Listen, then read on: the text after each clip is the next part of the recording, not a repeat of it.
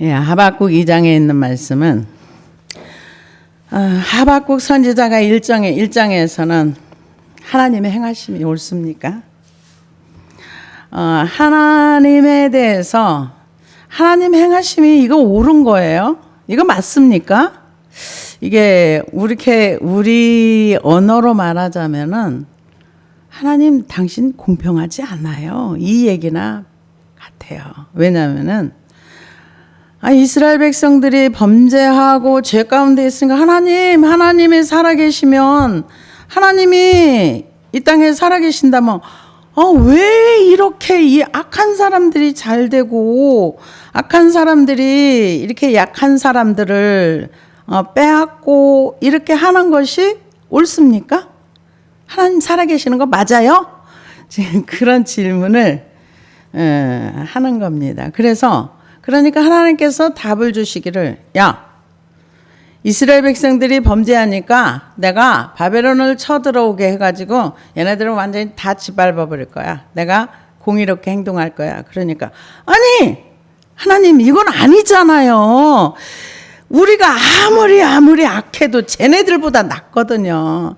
쟤들보다 나은데 쟤들이 우리를 친다고요? 이건 말이 안 돼요. 이거는 하나님 공평하지 않은 거예요. 그래서 1장 17절에 보면은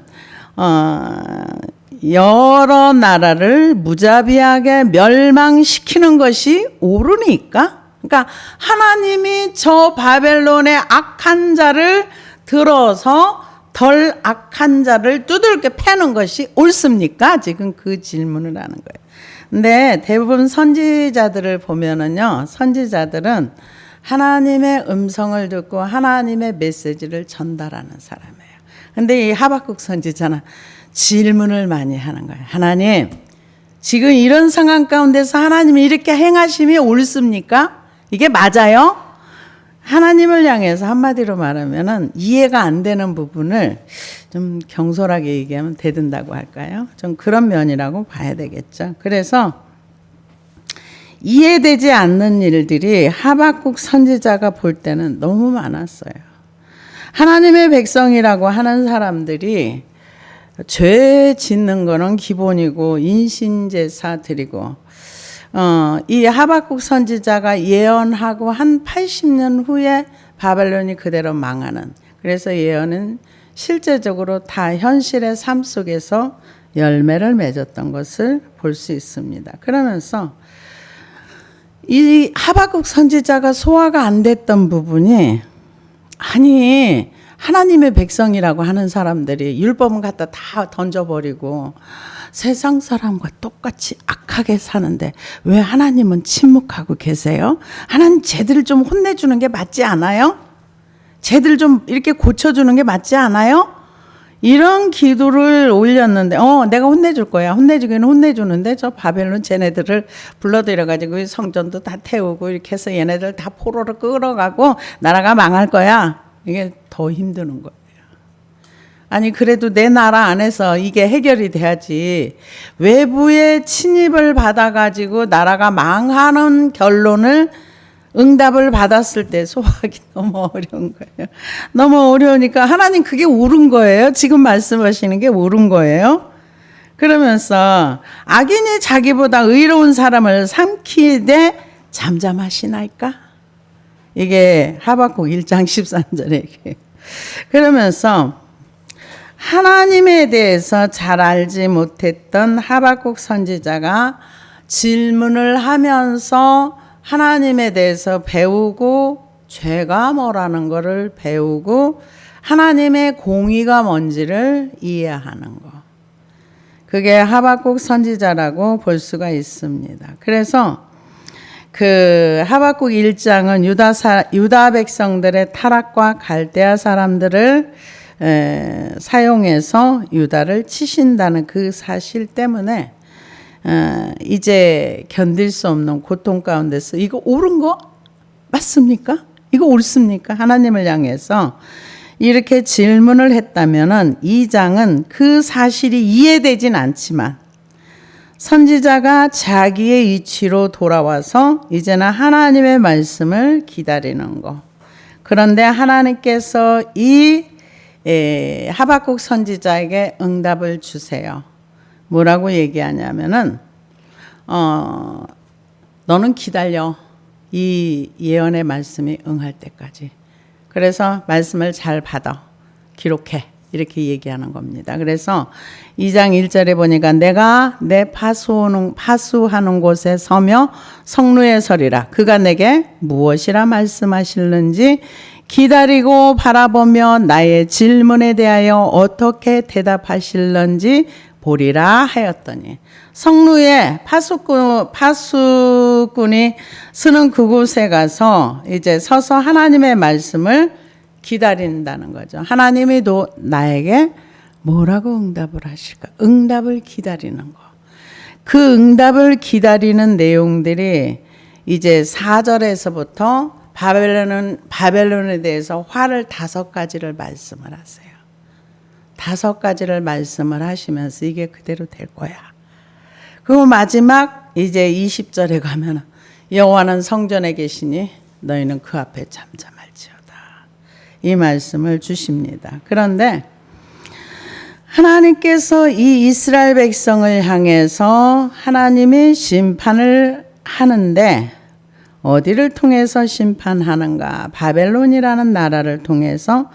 그러니까 이사야 선지자도 이스라엘 백성들의 악을 보면서 하나님의 성전에 가서 있다가 하나님을 만났고, 에레미야 선지자는 가만히 있는데 하나님이 부르셨고, 그리고 그 외의 선지자들 하나님께서 이제 소선지자들, 그때도 여러 선지자들을 부르셨습니다. 그래서 하나님이 심판하기로 작정하시고 나서 아모스 3장 6절에 보니까 성읍에서 나팔을 불게 되고야 백성이 어찌 두려워하지 아니하겠으며 여호와의 시키심이 아니고야 재앙이 어찌 성읍에 임하겠느냐, 이렇게 얘기를 하는데 우리가 이게 하나님의 주권을 인정하는 게 그렇게 쉽지는 않습니다. 그러니까 재앙이 임하는 것을 하나님의 주권으로 받아들이면 그 현실에서 불평이 안 나옵니다. 불평이 안 나와요. 그래서 시편 5편 3절에 보니까 여호와의 아침에 주께서 나의 소리를 들으시리니 아침에 내가 주께 기도하고 바라리다. 그러니까 기도만 하는 것이 아니라 기도하고 기다리는 거죠. 무엇을 기다리는가? 하나님을 기다린다고 볼 수가 있습니다. 그래서 하나님께서 그 2절에 보니까 여호와께서 내게 대답하여 이르시되 너는 이 묵시를 기록하여 판에 명백히 새기되 달려가면서도 읽을 수 있게 하라. 그래서 하나님께서 타락한 백성들을 심판하시는데 이제 그 판에 기록하라 이렇게 얘기했는데요. 이 판이 뭐냐면은 묵시를 판에 분명하게 기록하여 해서 달려가면서도 읽을 수 있게 하라 했는데 루하흐인데요. 루하흐인데 돌판, 목판 혹은 토판으로 번역할 수 있는데 영어 성경은 태블릿으로 번역을 했답니다. 이때 당시에. 그래서 거기에다가 예언을 기록하고 이것을 달려가면서도 읽을 수, 그러니까 읽고 또 읽고 눈앞에 그 예언서를 읽으라. 그렇게 얘기를 했어요. 그래서 읽을 수 있게 하라. 이 묵시는 정한 때가 있나니 그 종말이 속히 이르겠고 결코 거짓되지 아니하리라. 비록 더딜지라도 기다리라. 지체되지 않고 반드시 응하리라. 근데 이게 지체되지 않고 반드시 응한다는 것은 하나님의 시간표가 있다는 거예요. 그래서 나훔 2장 3절에 4절을 보니까 그의 용사들의 방패는 붉고 그의 무사들은 옷도 붉으며 그 항우를 버리는 날에 병거의 철이 번쩍이고 노송나무의 창이 요동하는도다. 그 병거는 거리에 미치게 달리며 대로에서 이리저리 빨리 가니 그 모양이 횃불 같고 빠르기가 번개 같도다. 그러니까 이게 그만큼 빨리 이제 하나님의 심판이 오는데 이렇게 비유를 했더라고요. 우리가 KTX나 뭐를 타고 이렇게 가면 시속 뭐 100, 200 이 정도 킬로 그 안에서는 이 물잖아요. 물도 쏟아지지 않는다. 그 속도감을 느낄 수가 없는 것처럼 하나님의 시간표는 종말을 향해서 달려가는데 우리가 지금 살고 있는 시대 가운데서는 종말의 시간표에 감각이 없다. 동의가 되더라고요. 그럴 수 있겠구나. 우리가 그 시간에 대해서 느끼지 못할 정도로 이렇게 시간이 빨리 가는데 종말에 대한 어떤 이런 인식이 안 되는 거죠. 그래서 스바냐 1장 14절에도 뭐라고 나오냐면 여호와의 큰 날이 가깝도다. 가깝가도 심히 빠르도다. 여호와의 날의 소리로다. 용사가 거기서 심히 애곡하는도다. 그날은 분노의 날이요 환난과 고통의 날이요 황무와 폐괴의 날이요 캄캄하고 어두운 날이요 그 구름과 흑암의 날이요 나팔을 불어 경고하며 견고한 성읍을 치며 높은 망대를 치는 날이로다. 내가 사람들에게 고난을 내려 소경같이 행하게 하리니 이는 그들이 여호와께 범죄하였음이라. 또 그들이 피는 흘리워서 티끌같이 되며 그들의 살은 분토같이 될지라. 그들의 은과 금이 여호와의 분노의 날에 능히 그들을 건지지 못할 것이며 온 땅이 여호와의 질투의 불에 삼기우리니 이는 여호와가 이 땅 모든 거민을 멸절하되 놀랍게 멸절할 것이미로다. 그러니까 하나님의 심판의 날이 오는 굉장히 빠르게 오는데 그것을 느끼지 못하는 감각이 없어지는 그것을 얘기하면서 달려가면서도 읽을 수 있게 하라. 이 묵시는 정한 때가 있나니 그 종말이 속히 이르겠고 그러니까 정한 때가 있다고 한가 하나님의 시간대가 있는데 그 시간에 종말이 온다. 이것을 얘기합니다. 그래서 이제 그 종말이 오는 그 바벨론 사람들에 대한 화를 얘기합니다. 보라, 그의 마음은 교만하여 그 속에서 정직하지 못하나 의인은 그의 믿음으로 말미암아 살리라. 이게 지금 두 가지를 얘기하는 거야. 하나는 심판을 받아야 할 바벨론 사람들, 하나는 그 가운데서 믿음으로 사는 사람들, 둘을 딱 분리해서 얘기하는 거예요. 교만하다 이렇게 얘기를 하는데요.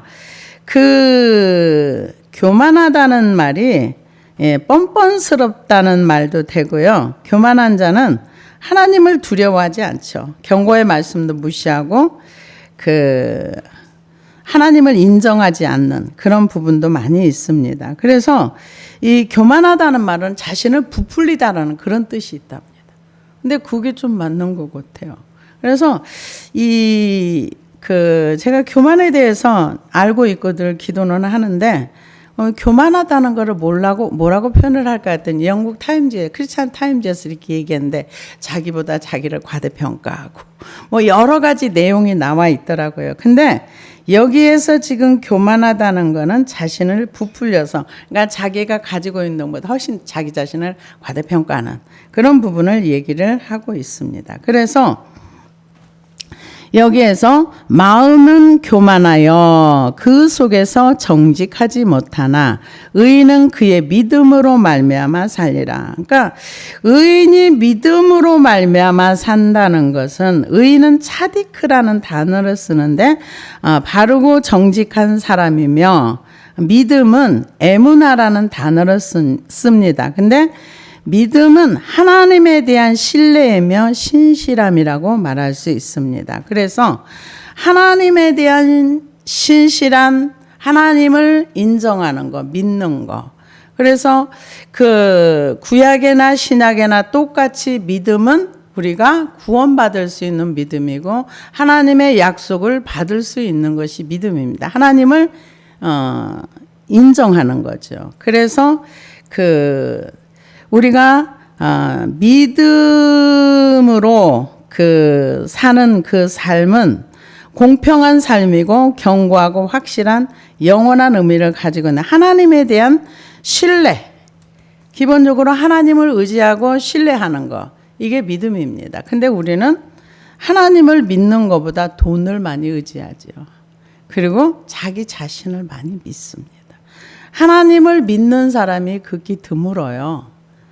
그래서 시편 96편 13절에 보니까 저가 임하시되 땅을 심판하러 임하실 것이라. 저가 의로 세계를 판단하시며 그의 진실하심으로 백성을 판단하시리로다. 하나님이 의롭다는 것을 믿으면 우리는 주변에 불의한 것을 보면서 화를 덜 냅니다. 왜? 하나님이 의롭고 공평하시기 때문에 하나님께서 반드시 공평하게 저를 심판하실 거야. 이런 믿음이 있으면 화가 덜 나요. 근데 그게 거기까지 가기가 그렇게 쉽지 않더라고요. 우리가 하나님은 공평한 하나님이고 하나님은 의로운 하나님이시기 때문에 불의한 거에 대한 그거에 대한 대가를 하나님이 반드시 심판하실 거야. 이러면은 우리가 하나님에 대한 믿음이 와요. 근데 그게 없기 때문에 내가 다 화내고 내가 매일매일 분노하고 하나님이 시편에 보면 시편 7편에 보면은 회개하지 않는 자들을 향해서 매일 분노하신다 그랬거든요.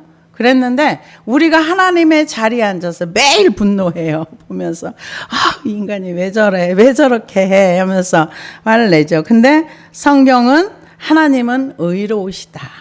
그래서 시편 119편 75절에 보니까 여호와여 내가 알거니와 주의 판단은 의로우시고 주께서 나를 괴롭게 하시면 성실하심으로 말미암음이다. 그래서 하나님께서 우리로 하여금 하나님의 의를 따라갈 수 있는 사람, 하나님의 의를 나의 의로 믿고 하나님의 의가 옳다고 따라가는, 그렇지 않으면 우리는 나의 의가 옳은 거예요. 내가 하는 건 다 옳고 내가 다 옳으면 하나님이 틀린 거예요. 하나님이 잘못한 거예요. 그래서 반드시 우리는 나의 의를 버려야 되는 거예요. 나의 의를 버린다는 건 뭐냐면은 내 기준을 버리고 내 틀을 버리는 거예요. 그래야 하나님을 온전히 따라가고 신뢰할 수 있습니다. 그래서 이 교만하여 그 속에서 정직하지 못하나 의인은 그의 믿음으로 말미암아 살리라. 그는이 누구냐면 마음이 교만한 사람인데 술을 즐기며 거짓되고 교만하여 가만히 있지 아니하고 스올처럼 자기의 욕심을 넓히며 또 그는 사망 같아서 족한 줄을 모르고 자기에게로 여러 나라를 모으며 여러 백성을 모으나니. 이게 첫 번째 이제 그 교만한 사람들의 바벨론에 대한 징계인데요. 욕심이 어느 정도냐 계속 넓혀간다는 거예요. 수월이 욕심을 넓히듯이 그 사람이 예를 들어서 내가 100을 가지기를 원했어. 100이 채워졌어. 만족해. 이게 아니라 더 넓히고 더 넓히고 더 넓혀서 어느 정도 넓히냐. 지옥의 그 지경이 넓혀지대. 누가 그런 얘기를 하더라고요. 천국은 가면은 너무 재미가 없어. 맨날 예배하고 찬양하고 얼마나 지겨워. 근데 지옥은 춤춘다며, 줬다며 이러면서, 그리고 이 많은 인구가 어떻게 지옥에 다 가겠어.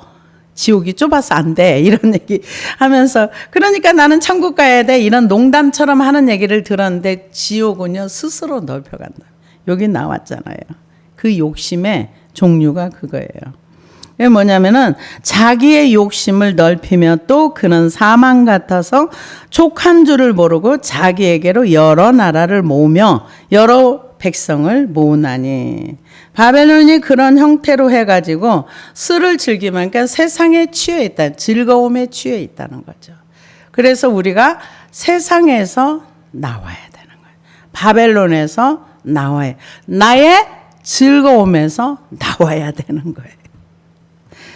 그래서 내 백성아 거기서 나와라 그랬잖아요. 요한계시록에도 다니엘에도 있어요. 내 백성아 거기서 나와라 그래요. 어디에서? 바벨론에서. 그래서 여기 사망 같아서 족한 줄을 모르고 자기에게로 여러 나라를 모으며 여러 백성을 모으나니 그 무리가 다 속담으로 그를 평론하며 조롱하는 시로 그를 풍자하지 않겠느냐. 곧 이르기를 화 있을진저 자기 소유 아닌 것을 모으는 자여 언제까지 이르겠느냐. 불모 잡은 것으로 무겁게 짐진 자여. 화 있을진저. 그러니까 자기 소유가 아닌데 계속 모은다는 거죠. 자기 소유가 아닌데 계속 욕심을 부려서 자기 걸로 억지로 만든다는 겁니다. 그래서 이사야 5장 11절에서 14절을 보면 악에 대한 얘기를 해놨는데, 아침에 일찍 일어나 독주를 따라가면 밤이 깊도록 머물러 포도주에 취하는 그들은 화 있을진저. 그러니까 성경에서 이 술 먹지 말라 그러면은 성경에 술 취하지 말라는 게 어디 있어요? 이런 얘기 하는데, 성경에서는 독주를 따라가고 술에 취해 있는 자는 화 있을진저 분명히 나와 있습니다. 화 있을진저. 그들이 연애에는 수금과 비파와 소고와 저와 포도주를 갖추었어도 여호와의 행하심에 관심치 아니하며 그의 손으로 하신 일을 생각지 아니하는도다. 이러므로 나의 백성이 무지함을 인하여 사로잡힐 것이요 그 귀한 자는 줄일 것이요 무리는 목마를 것이며 음부가 그 욕망을 내어 한량없이 그 입을 벌린즉 그들의 호화로움이 그들의 많은 무리와 그들의 떠드는 곳과 그 중에서 연락하는 자가 거기 빠질 것이라. 이게 분명히 정리를 해놨어요. 이사야 5장 11절에 보니까 술에 취해 있고 거기에 무지하고, 그러니까 여기에서 말하는 건 뭐냐면 하나님의 하신 일에 전혀 관심이 없어. 하나님에 대한 무관심. 근데 무지하다 그랬어요. 그래서 이런 사람들은 음부가 욕망을 크게 한량없이 입을 벌려 호화로움에 빠져 있는 사람들, 연락하는 자가 어디에 빠지는가? 음부에 빠진다. 이렇게 나와 있습니다. 이런 사람은 화가 있다는 거죠. 그러면서 악을 선하다며 선을 악하다며 흑암으로 광명을 삼으며 광명으로 흑암을 삼으며 쓴 것으로 단 것을 삼으며 단 것으로 쓴 것을 삼는 그들은 화 있을진저. 스스로 지혜롭다며 스스로 명철하다는 그들은 화 있을진저. 포도주를 마시기에 용감하며 독주를 빚기에 유력한 그들은 화 있을진저. 그들은 뇌물로 인하여 악인을 의롭다고 의인에게서 그 의를 빼앗는도다. 그러니까 이게 색깔을 분명히 해야 되는 거야. 악한 건 악하다 말하고 선한 건 선하다 해야 되는데, 악을 선하다며 선을 악하다 하는 사람도 하나님의 진노 가운데 들어간다 그 얘기예요. 그래서 무리가 이제 하나님의 말씀대로 살지 아니하고 하나님을 잊어버리고 자기 소유 아닌 것을 모으는 사람들 화 있다는 거죠. 너를 억누를 자들이 갑자기 일어나지 않겠느냐? 너를 괴롭힌 자들이 깨어나지 않겠느냐? 내가 그들에게 노력을 당하지 않겠느냐? 네가 심은 대로 거둔다는 거죠. 네가 눌렀던 자들이 갑자기 일어나 너를 칠 수가 있어. 그러면서 내가 여러 나라를 노력하였으므로 그 모든 민족의 남은 자가 너를 노력하리니 이는 내가 사람의 피를 흘렸으며 또 땅과 성읍과 그 안에 모든 주민의 강포를 행하였습니다. 이 바벨론이 여러 나라를 침공해가지고 그 나라 것을 많이 빼앗아 갔습니다. 많이 빼앗아 가고 이제 괴롭히고 이렇게 많이 했어요. 그런데 하나님께서 이 바벨론이 행한 대로 그대로 갚아주겠다. 여러분, 나에게 억울하게 했던 사람에 대해서 억울해하지 마세요. 왜냐하면 하나님이 그에게 다 갚아준다고 성경에서 말씀하고 있습니다. 만약에 그러면 누가 그런 얘기를 하더라고요.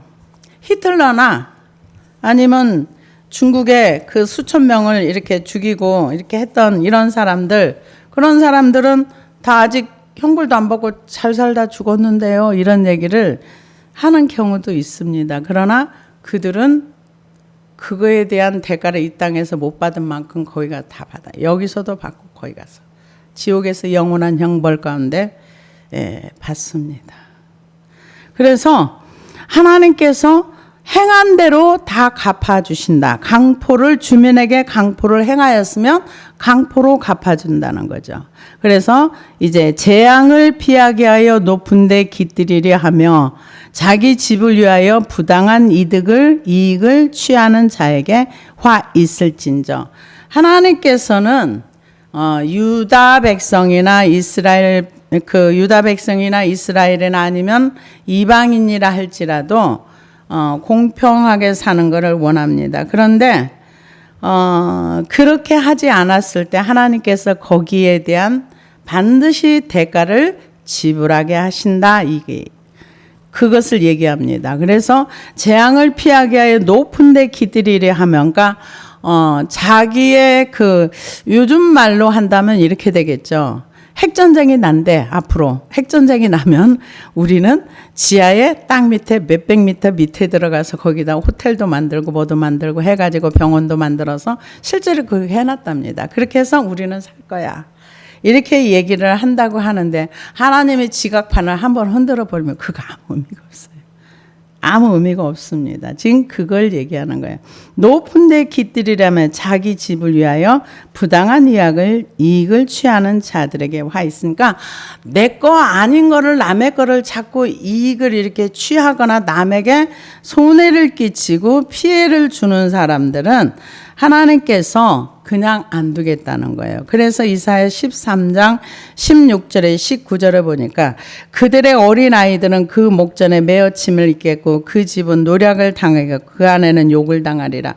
보라, 은을 돌아보지 아니하며 금을 기뻐하지 아니하는 메대 사람을 내가 격동시켜 그들을 치리니 메대 사람이 활로 청년을 쏘아 죽이며 태의 열매를 국률이 여기지 아니하며 아이를 가석히 보지 아니하리라. 열국의 영광이여 갈대아 사람의 자랑하는 놀이개가 된 바벨론이 하나님께 멸망당한 소돔과 고모라 같이 되리라. 하나님이 말씀하신 대로 그대로 바벨론을 치셨습니다. 그래서 바벨론이 70년 만에 폭 망했습니다. 폭 망하고 유다 백성들은 본국으로 돌아옵니다. 그래서 하나님의 예언의 말씀은 정확하게 이루어집니다. 그래서 아무리 높은데 자기가 집을 짓고 재난을 피하기 위해서 한다 해도 소용이 없습니다. 그래서 내가 많은 민족을 멸한 것이 내 집에 욕을 부르며 내 영혼에게 죄를 범하는 것이 되었도다. 얼마나 많은 바벨론이 그냥 이 싹쓸이를 했어요. 주변 나라를 완전히 다 초토화를 시켰어요. 그랬는데 하나님께서 그 행한 대로 갚아주겠다. 다 갚아주겠다는 거죠.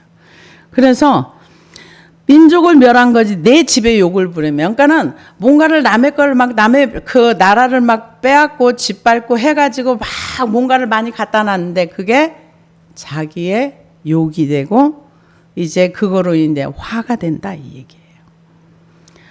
욕을 부리면 내 영혼에게 죄를 범하는 것이 되었도다.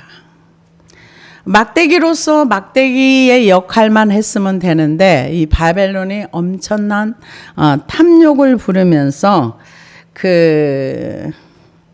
굉장히 과하게 하나님의 허락한 그 범위를 너무 넘어간 부분이 많이 있었나 봐요. 하나님의 허락한 부분이 있었는데 그 이상을 너무 넘어가서 너무 심하게 했기 때문에 하나님께서 그거에 대한 보응을 하겠다 이렇게 얘기를 합니다. 그래서 담에서 돌이 부르짖고 집에서 들보가 응답하리라. 돌이 말하는 존재가 아니잖아요. 근데 부르짖는다는 거죠. 그 얘기는 많은 사람들이 많은 억울하게 했던 것들이 이제 하나님이 심판하실 때 그런 얘기 많이 해요. 산이여 들어라. 하늘이여 들어라. 내가 내 백성을 양육하였거늘 이들은 나를 알지 못하고. 그러니까 하나님이 답답하고 억울할 때 하늘과 산들과 땅을 불러서 야 들어봐라 이런 말씀을 자주 하셨어요. 그런데 여기는 뭐라고 얘기한 담에서 돌이 부르짖고 집에서 들보가 응답하라. 너네들이 행동했던 걸 다 보고 다 기록되어 있다는 거죠. 그러면서 바벨론은 사실은 하나님이 쓰시는 하나의 막대기에 불과했는데 이 막대기를 가지고 너무 지나치게 행동을 했던 거죠. 그래서 하나님께서 거기에 대한 심판을 다 하시겠다 이렇게 얘기를 합니다. 피로 성읍을 건설하며 불의로 성을 건축하는 자에게 화 있을진저 이렇게 얘기를 했는데요. 피로 성읍을 건축했다는 것은 그 이스라엘 그 왕 중에서도 이런 왕이 있었습니다. 그래서 이 사람들에게 일을 시키고 그 저기를 주지 않고 품삯을 주지 않고 이런 왕이 있었어요. 그래서 이거에 대한 대가를 하나님께서 이제 지불하게 하겠다 이렇게 얘기를 했는데 실제로 그런 일들이 이스라엘 백성들이 그렇게 했는데 어떤 왕이었나 그 왕이 갑자기 생각이 안 나는데 그 왕이 불의의 값으로 이제 집을 아주 사치스럽게 짓고 했는데 그 결국 그 왕궁이 다 무너지고 성전이 무너지고 왜 백성들을 불러서 노역을 시켰는데 품삯을 안 줬다는 거죠. 그래서 하나님은 노동자의 품삯을 떼어먹는 것을 굉장히 싫어하십니다.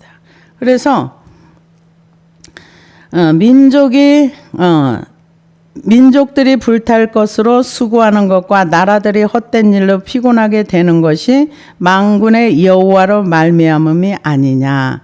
이는 물이 바다를 덮음같이 여호와의 영광을 인정하는 것이 세상에 가득함이라. 이런 불의가 있는 가운데서 하나님께서 물이 바다를 덮음같이 여호와를 인정하는 것, 이런 부분이 그 세상에 가득할 날이 온다는 거죠. 그러면서 이웃에게 술을 마시게 하되 자기의 분노를 더하여 그에게 취하게 하고 그 하체를 들여내려 하는 자에게 화 있을진저. 이제 이웃에게 술을 마시게 하고 이 얘기는 네 번째 환데요. 여호와의 그 심판이 이방인들이 침략했을 때 그 여성들을 성폭행하고 실제로 그런 일들이 일어났는데 그거에 대한 만큼 하나님께서 그들에게도 그대로 갚아주겠다. 그래서 하체를 드러내려 하는 자에게 화 있을진저. 내게 영광이 아니요 수치가 가득한즉 너도 마시고 너의 할례 받지 아니한 것도 드러내라. 여호와의 오른손의 잔이 내게로 돌아올 것이라. 더러운 욕이 내 영광을 가리리라. 그러니까 이 수치가 가득한 이 사람들이 술을 마시면서 그 나라들을 침범했을 때 여인들을 성폭행하고 그러면서 수치스럽게 만들고 이렇게 사람들을 굉장히 괴롭게 한 그것을 그들에게 그대로 돌려주겠다. 이렇게 얘기를 하고 있습니다. 그러면서 이는 내가 레바논의 강포를 행한 것과 짐승을 죽인 것, 그 사람의 피를 흘리며 땅과 성읍의 그 안에 모든 주민에게 강포를 행한 것이 내게로 돌아오리라. 하나님께서 그들의 행한 대로 그대로 돌려주겠다는 거예요.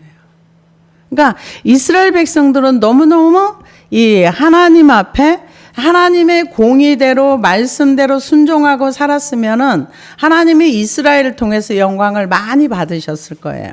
하나님을 섬기는 나라는 저런 나라구나. 그러는데 이 이스라엘 백성들이 세상 사람과 똑같이 사는 거예요. 인신제사 드리고 우상 숭배하고 그러는데 이제 그럴 때 선지자를 보내고 또 보내서 돌이키라고 아무리 말을 해도 우상 숭배하는 것도 안 돌이키고 그리고 하나님이 가장 무지한 피를 많이 흘렸다는 거는 어린 생명들을 그 불 가운데로 지나가게 했다. 그러니까 인신제사를 많이 드렸던 거죠. 그래서 선지자를 보내고 아무리 보내도 그들이 돌아오지 않을 때 하나님께서 그 바벨론, 아수르, 그러니까 이스라엘 백성보다 훨씬 더 악하고 강하고 무자비하고 빠른 자들을 보내가지고 이스라엘을 심판하는데 그들이 이렇게 심판하러 왔던 만큼 그들에게 그대로 돌려주겠다. 이걸 얘기를 하는 거예요. 그래서 사람의 피를 흘리며 땅과 성과 그 안에 모든 주민에게 강포를 행한 것이 내게로 돌아오리라. 그대로 돌아간다는 거죠. 행한 만큼 돌아온다는 거죠. 심은 만큼 돌아온다. 그러니까 이 성경에서 이사야서도 바벨론에 대한 또 아수르에 대한 그 심판이 많이 나와 있습니다. 그런데 이 하박국 선지자는 하나님을 향해서 하나님 아니잖아요. 그래도 이스라엘, 그러니까 팔은 안으로 굽니다. 그래도 이스라엘이 쟤네보다는 악하지 않아요 했는데 하나님은 아니야. 내가 바벨론을 불러서 얘네들을 다 심판할 거야. 근데 심판한 대로 얘네들이 너네 나라에 행한 만큼 그들에게도 그대로 돌려줄 거야. 지금 그것을 얘기하고 있습니다. 근데 사람들은 피해를 입으면 피해에만 몰두하는 거예요. 하나님의 공의를 바라보는 눈이 없는 거예요. 하나님이 심판하신다는 하나님의 주권과 통치, 하나님이 공의롭고 의롭다는 것을 인정 안 하는 거예요. 그러면 우리는 매일매일 화가 납니다. 그래서 그대로 돌려주겠다는 거죠. 강포를 행한 것이 내게로 돌아오리라. 새긴 우상은 그 새겨 만든 자에게 무엇이 유익하겠느냐. 부어 만든 우상은 거짓 스승이라. 만든 자가 이 말하지 못하는 우상을 의지하니 무엇이 유익하겠느냐. 우상은요, 우리의 힘이 되질 않습니다. 우상은 일방적인 거예요. 자기가 만들어 놓고 자기가 그곳에 가서 기도하고 자기의 소원을 이루어 달라고 하는 거예요. 그게 우상이에요. 그러니까 내가 만든 우상 앞에 내가 기도하고 내가 원하는 거를 이루어 달라고 하는 거예요. 근데 하나님은 살아계시기 때문에 우리와 소통하기를 원하세요.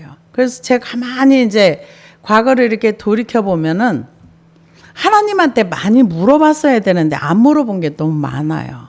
그런데 물어봤던 그 내용들은 한 번만 말고 나머지는 물어봤을 때마다 정확한 답을 주셔서 제가 망하질 않았어요. 한 번은 내가 태도와 자세가 바르질 않아서 그 제대로 된 답을 못 받았 기억이 있어요. 근데 그 외에는 독일 같은 데는 공부할 때 질문을 많이 하면은 교수가 점수를 잘 준답니다. 근데 우리도 하나님을 향해서 말씀을 가지고, 그러니까 아까 이사야서에 나와 있는 것처럼 하나님의 하신 일에 아예 관심이 없어. 그리고 아예 하나님에 대해서 무지해. 이런 사람들은 하나님에 대해서 알고 싶어 하지도 않고 가까이 가지도 않아요. 그런데 하나님은 우리가 질문하고 이 하박국 선지자도 질문한 거잖아요. 지금 왜 이게 옳습니까? 근데 이 하박국 선지자나 요나 선지자를 보면 이 교만한 것이 하나님이 안 그러세요. 막 야단치고 뭐라 하는 게 아니라 이게 옳으니? 그러니까 요나 같은 경우 내가 옳아요. 내가 죽어도 내가 옳아요. 이러면서 하나님을 향해서 대드는데 이 건방진 거 이렇게 하나님 안 하시더라고요. 그냥 믿음의 수준에 따라서 그냥 받아주시는 것 같아요. 그래서 여러분 내 마음대로 뭔가 결정하지 마시고 하나님께 묻는 훈련을 하십시오. 그러면은 인생이 망하지 않습니다. 저는 참 질문을 많이 안 했던 것 같아요. 질문을 해볼 만도 한데 왜 질문을 안 했나를 가만히 생각해 보니까 항상 뭔가를 해야 된다는 의무와 책임에 그냥 딱 눌려가지고 그 눈을 들어서 주님을 안 바라봤던 것 같아요. 그런데 성경은 뭐라고 얘기하는가? 우상을 의지하니 무엇이 유익하겠나요? 우상은 일방적인 거예요. 내가 일방적으로 가서 일방적으로 말하고 내 속에 있는 거 내가 원하는 걸 들어달라는 게 우상이에요. 근데 하나님은 이 하박국 선지자가 원하는 답 안 줬어요. 안 줘도 하나님이십니다. 그래서 나무에게 깨라 하며 말하지 못하는 돌에게 일어나라 하는 자에게 화 있을진저. 그러니까 내가 뭘 만들어 놓고 내가 원하는 거 내놔 이러는 거죠. 나무에게 이 깨라 그러면 나무가 깨어나질 않잖아요. 생명이 없기 때문에. 우리 신들 중에 사랑과 교제하는 신은 하나님밖에 없어요. 사탄 말고요. 그래서 화 있을진저 그것을 교훈을 베풀겠느냐. 보라 이는 금과 은으로 입힌 것인즉 그 속에는 생기가 도무지 없느니라. 20절에 보니까 오직 여호와는 그 성전에 계시니 온 땅 그 앞에 잠잠할지니라 하시니라. 이게 무슨 말인 것 같아요? 조금 전에 앞에다가는 돌, 나무, 얘네들은 우상이야. 생기가 없어. 얘네들은 아무것도 할 수가 없어. 그러고 나서 20절에 오직 여호와는 그 성전에 계시니 온 땅은 그 앞에서 잠잠할. 너네들 떠들지 마. 이 소리. 하나님은 성전에 계셔. 하나님은 살아있는 하나님이야. 하나님은 눈에 보이진 않지만 그 앞에서 함부로 떠들지 마. 여호와는 성전에 계시니. 아무리 바벨론이 이스라엘을 쳐들어온다 해도 하나님께서 때가 되면 그것을 꺾으실 것이고 하나님이 심판하실 것이고 아무리 세상이 강력하고 대단하다 한다 할지라도 하나님은 살아계신 하나님. 의인은 믿음으로 하나님을 믿는 믿음으로 사는 게 의인이야. 하나님을 인정하는 것. 하나님은 성전에 온 세상에 하나님이 충만하십니다. 그러나 우리가 하나님을 인정하면 그분은 살아계셔서 나에게 역사하시고 우리가 하나님을 무시하면 하나님은 나와 관계가 단절되는 것입니다. 완전히 단절되는 거예요. 죽은 하나님을 우리가 안다고 봐야 되겠죠. 그래서 하박국 1장에서는 악인이 창궐하는 이 이스라엘을 유다를 이해할 수 없는 하박국 선지자가 하나님 이건 아니잖아요. 이랬다가 2장에서는 하나님께서 악인을 향해서 5가지 화를 말씀하시고 심판을 선언하시고 그래서 악인은 반드시 망할 거야. 악인이 행한 대로 그대로 돌려줄 거야. 그러고 나니까 그 여호와는 성전에 계시니 그 앞에 잠잠. 너네들 우상 섬기고 우상들은 조용히 해. 하나님은 살아있어. 하나님은 성전에 온 땅에 충만하신 하나님이야.